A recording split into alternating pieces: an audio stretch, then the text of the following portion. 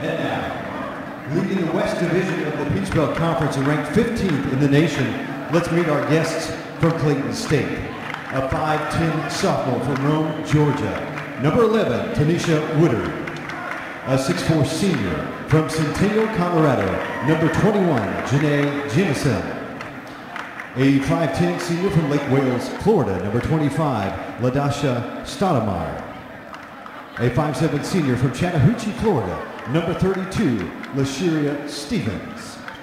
And a 5'10" junior from High Point, North Carolina. Number 34, Tashimia Tillman. Head coach for the Lady Lakers is Dennis Cox, assisted by Kalina Coleman and Chantel Reagan. And now, Bearcat fans, get on your feet and let's make some noise. They lead the Eastern Division of the Peach Belt Conference. They're ranked 8th in the nation in this week's USA Today ESPN Coaches Poll. Let's meet the starting lineups for your Lander University Bearcats. A 5'5" sophomore from Athens, Georgia, number 1, Brittany Johnson. A 5'9" sophomore from Augusta, Georgia, number 4, Sierra Lyons. A 5'6" sophomore from Augusta, Georgia, number 20, Jasmine Judge. A 6' junior from Florence, South Carolina, number 32, Shannon McKeever. And a 5'9" junior from Florence, South Carolina, number 34, Toshiba Butler. Head coach for your Bearcats is Kevin Pedersen, assisted by Russ Gregg and Alex Smith. In the region and the number 1 seed in the Peach Belt tournament, and and it's a win, and we're playing at home. So we got a lot to play for tonight, and I hope our young ladies really come in here with a mindset that let's get it done. And this game literally could determine whether or not we play in Greenwood or Mora, Georgia for the postseason play. Exactly. And we've been making a lot of plans to have this thing here in Greenwood, and a lot would depend on this game tonight. You're right. Clayton State in their traveling orange uniforms with brown numbers. Bearcats in the home white uniform. Comes out on the court. And we're about ready to tip it off here. I tell you, this is what college basketball is all about. We've got a good atmosphere here tonight. Our young ladies should be really, really ready to play. All right. The fans are ready. You can tell that already. Oh, yeah. All right, official steps up to the center jump circle and tosses it up. It's controlled by the Bearcats. Over on the left side, the Lions puts it up. It's good, and the Bearcats quickly get on top by 2 in less than 5 seconds. Full court pressure by the Bearcats. They get up across midcourt, going in on the lane, and there is Tillman. Puts up a shot. It's good, and it's tied at 2-all. And we played 20 seconds, and both teams have got a bucket. Johnson penetrates from the free throw line. It's up and in, and the Bearcats are up 4-2. Wow. Knocked away, picked up by the Bearcats. With it is Butler from the free throw line. It's good, and the Bearcats are up 6-2. We have played less than 1 minute, and Bearcats have scored 6 points already. Driving down the lane, Woodard dishes it off to the right side, kicks it back out top of the key, over to Woodard. Woodard starts a dribble. Picks it up now, gets it on the left side to Stevens. Cross court underneath, with it is Jemison. Puts up a shot, it's good. And it's a 6-4 ball game with 19:04 left in the first half. Bearcats start out in a zone 2-3 zone on defense, but it's probably a good thing. Johnson with the ball for the Bearcats on the right wing with it. Now Trials puts it up from the free throw line. It's off the back of the rim, no good. Rebound goes out of bounds off the hands of McKeever. She just too quick for her, and she couldn't react. But going back to that 2-3 zone, Clayton State shoots like 28% from the 3 for the season, so they're not a great outside shooting team, but they're a big team, so we can pack it in and maybe control the boards that way. Full court pressure. Woodard with it at the free throw line, puts up a shot. It banks it in good off the back, and it's a tie game at 6-all. The bank was open tonight. Yep. Open late tonight. Johnson on the left side slows it down. Cross court underneath to McKeever, puts up a shot, no good. Gets a rebound, puts it up, no good. Rebound goes to Clayton State. Stoudemire coming away with it. She got both her shots blocked, and you don't often see that out of McKeever. Rebound taken out by the Bearcats. With it is Johnson, loses it, picks it up, and they're going to call a foul, yes. And they call it because she lost control of the ball, and then call a foul. They had to call basically walking or a double dribble. But there's a reason she lost the ball. Yep. It was a foul. Butler will toss the ball in to our left, gets it into Johnson. Butler still got that mask on, I see. Yep. She's been playing well with it, so she may not take it off with that's the season. Like that Buckeye I got in my pocket. Lyons with the ball. Lyons trying to drive down the lane, kicks it out to Johnson. Johnson on the right wing with it. Man-to-man defense. Lyons on the baseline, goes underneath. Reverse layup blocked in there, and it goes out of bounds off of Clayton State. Clayton State's got some big folks in there tonight, and we'll see how that pans out, but that could cause our young ladies some problems on driving to the basket. Between Stoudemire and Jemison, they certainly do. Bearcats tossing it in. We get it way outside to Johnson. Johnson moves to the top of the key. Moves off the left side, kicks it out to Judge. Judge on the right side to Lyons, who loses it. Gets it back, long shot. It no good. Cap up is good. They waved it off. They said the 35-second clock. Well, it definitely didn't hit anything, and it was just no. And Toshiba Butler got the rebound and quickly put it back in because she knew that thing was about to go off, and possibly it went off before she got it up. By half a second. Yep. They quickly get it up over on the right side underneath. Shot up is no good. Blocked by McKeever. So if they can block, we can block. Well, we score 6 points in the first minute, then we go on a little bit of a scoring drought here. Yeah.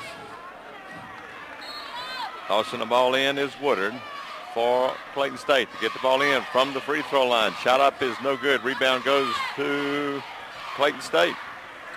With it is Woodard. Top of the key. Thrown inside on the baseline with it, Stevens. Shot up is no good. Tap up no good. Tap up is good. 25. Stoudemire. She got that rebound in the air and put it up before she ever come back down. First lead for Clayton State. Johnson driving down the lane and loses the ball, and they're going to say it went out of bounds off of Johnson. Trying a little too much. A little bit too much that time. They get the ball in. Hall, who's checked in the game for Clayton State, to get it up now to Stevens. Stevens down the right side, stops, puts up a shot, no good. Rebound goes to McKeever for the Bearcats. She played tall there and defended, didn't foul. Underneath the Lions, she loses it, and what are they going to call? Traveling with the ball. She got up in the air and had nothing to do and lost control of the ball and come down with her feet before she could get the ball on the floor. Yep. It's kind of hard to start to dribble from when both feet are off the floor. About 6 foot up. Yep. 8-6 ball game. Clayton State's leading it right now. Slowly bringing it up. They get it across midcourt out there to Woodard. Woodard down the lane. Puts up a shot. It's no good. Rebound goes to the Bearcats. With it is Judge. Gets it off to Butler. Hands it off to Johnson. Johnson crosses midcourt. Directs a little traffic. Gets it out to Butler. Top of the key beyond the arc. Butler gets on the right side to McKeever. McKeever looking outside to Lyons. Lyons on the baseline, stops, puts up a shot, no good. Rebound taken out by Clayton State. Quickly Woodard and spins in the lane, puts up a shot, good, and they lead it by 4, 10-6. Johnson trying to go down the middle of the lane, not able to, brings it back out. Over the right side to Judge, 3-point shot, it's off. Rebound taken out by Clayton State. And they're controlling the boards right now. Quickly up with it. Jemison blocked in there by McKeever, and McKeever showed Jemison what she can do. She did. Number 4 ranked player in the country. She's a 6'4" senior from Colorado. 15:53. Pedersen won't say 30-second timeout. We'll keep it here. Shannon McKeever is the 4th ranked player in the country in block shots per game. And she's going to pad her stats tonight, looks like. She's off to a good start. She's probably got at least 2 that I know of. And you know, the thing about Clayton State, they're huge inside, and they play a little bit bigger than they are with Jemison 6'4" and Stoudemire 5'10", but she plays a lot bigger. She really can jump and leap and can score and maneuver in there. So it's going to be interesting to see the chess match between the coaches about zone, man, matchups and things. It's really interesting. We scored 6 points in the first minute of this half, and we haven't scored since then.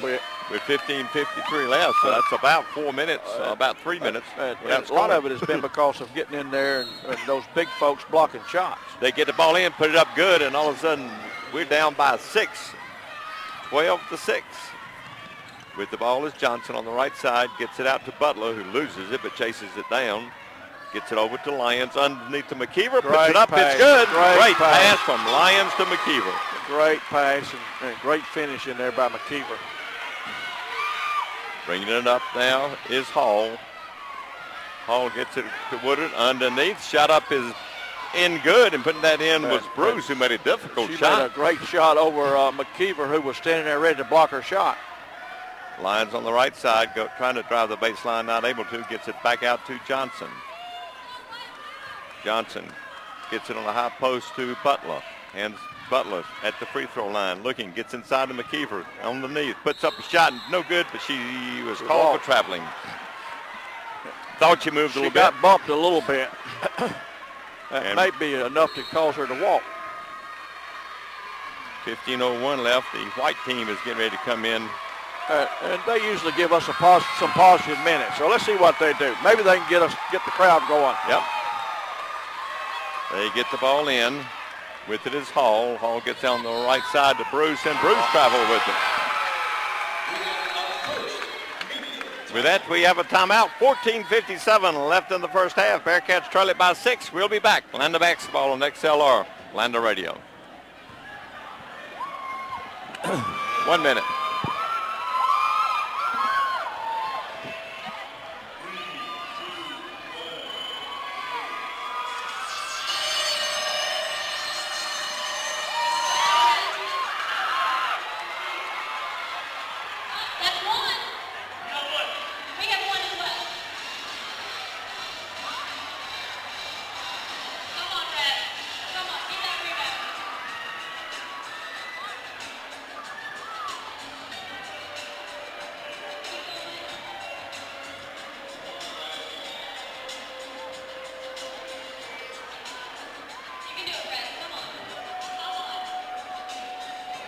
There's one.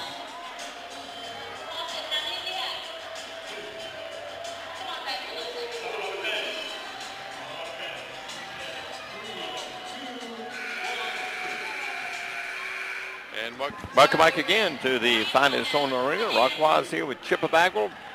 14:57 left in this first half. Clayton State's off to a pretty good shooting night. They're 7 for 14 from the field, 50%. The Bearcats are 4 for 11 for 36% right now. All right, we get the ball in to Robbins. The white team in for the Bearcats. Robbins across midcourt, double team. She gets the ball, has it knocked away, but stepped on the sideline as she got it back. Well, she got caught up with some big guards trapping her and tried to pass it over them, and they batted it away, and she caught it out of bounds. All right, Bruce with the ball. Gets it back outside there to Woodard. Woodard dishes it off to Hall. Hall tried something out there, gets it over to Kelly. Kelly trying to drive the right baseline, stops, gets it back outside to Hall. Hall over underneath to Bruce. Bruce puts up a shot, no good. Rebound goes to Bruce, puts it up, it's good. They stayed at him. They stayed after it. Yep. We got a block in there, but weren't able to take advantage of it. That's a 16-8 lead. This is the biggest lead. The Bearcats, the biggest margin they've been behind since early in the season. And we stepped on the sideline again, another costly turnover. And that's number 5, turnover 5 for us. Clayton State's only got 2 turnovers as we speak. All right, Kelly bringing the ball up.